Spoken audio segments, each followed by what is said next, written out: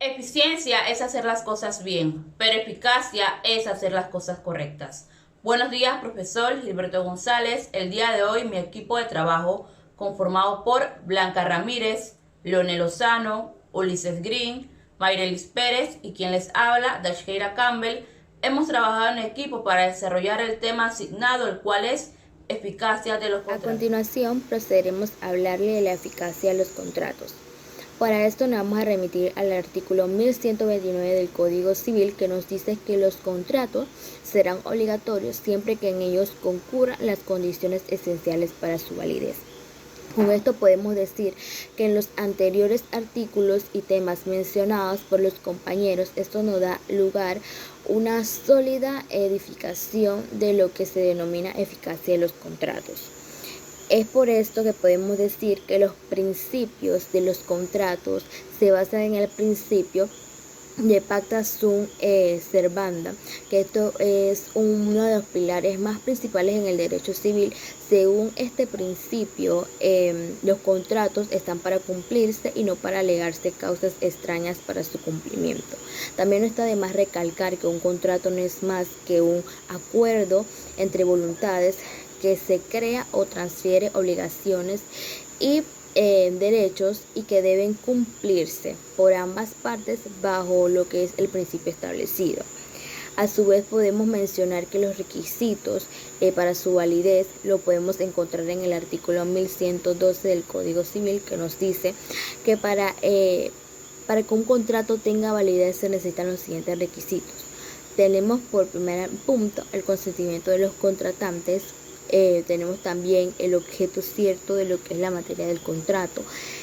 También tenemos la causa de la obligación que se establezca. Y una vez cumplido todo esto, damos y pasamos a lo que es la eficacia de los contratos. Siguiendo con el punto de la eficacia de los contratos, es importante mencionar el principio de la eficacia de los contratos o el principio que se conoce como pacta sunt servanda, que es un principio fundamental y pilar dentro de lo que es el derecho civil,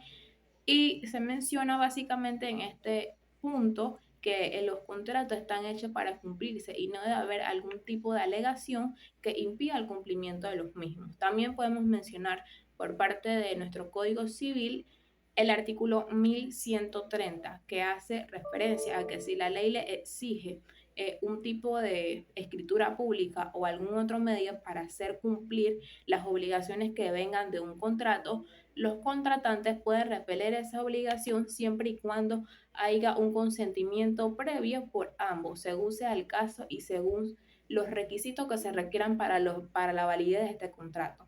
También está el artículo 1130, se menciona que para que un contrato tenga validez legal necesita hacer que este consentimiento sea de manera escrita y que esté dentro de la lista de los contratos que la ley exige, que eso lo menciona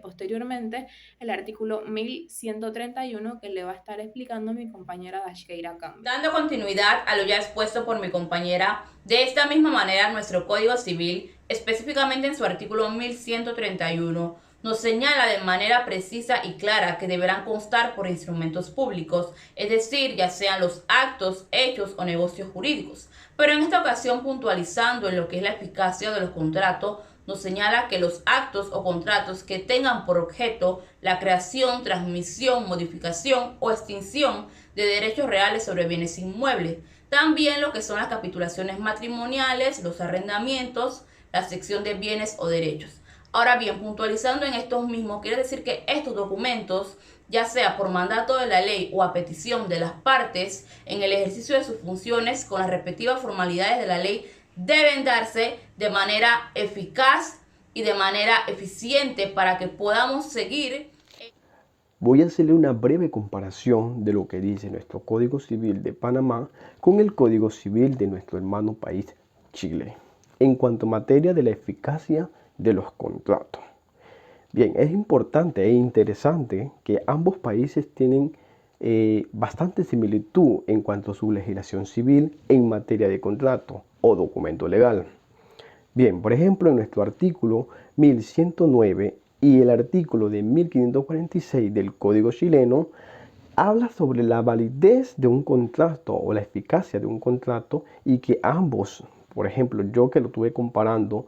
ambos deben tener el consentimiento y esa expresión debe tener o debe estar regido por la buena fe, el uso y la ley.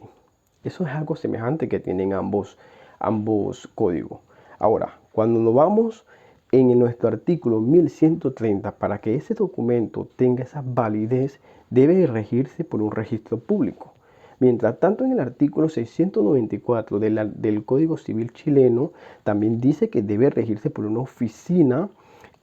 pública. Entonces, esa oficina pública es donde se van a ir los consentimientos de aquellos que tienen que ser arrendamientos de bienes, capitulaciones matrimoniales, poder contraer matrimonios, entre otras actividades que tienen que ver un contrato pactado. Entonces, estos son bastante semejantes lo que encontramos en el código de nuestro país y lo que encontramos también en el código de nuestro hermano país chileno.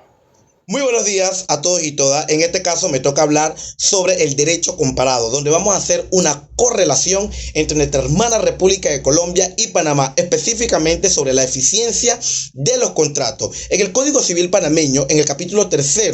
habla específicamente de la eficiencia de los contratos, iniciando con el artículo 1129 que nos dice: los contratos serán obligatorios siempre que en ella concurran las condiciones esenciales para su validez. Pero también en el Código Civil colombiano, en el capítulo 4, que habla también específicamente sobre la eficiencia de los contratos, en su artículo 1278 nos dice que los contratos serán obligatorios cualquiera que haya sido la forma en que se haya celebrado, siempre que en ella concurran las condiciones esenciales para su validez, que prácticamente lo mismo que dice Panamá, pero existe lo que es una diferencia dentro de este artículo colombiano que nos dice además que tendrán una cláusula especial para su fundamento de ley. Otra de las diferencias que pudimos ver, o la similitud diría yo, es en el artículo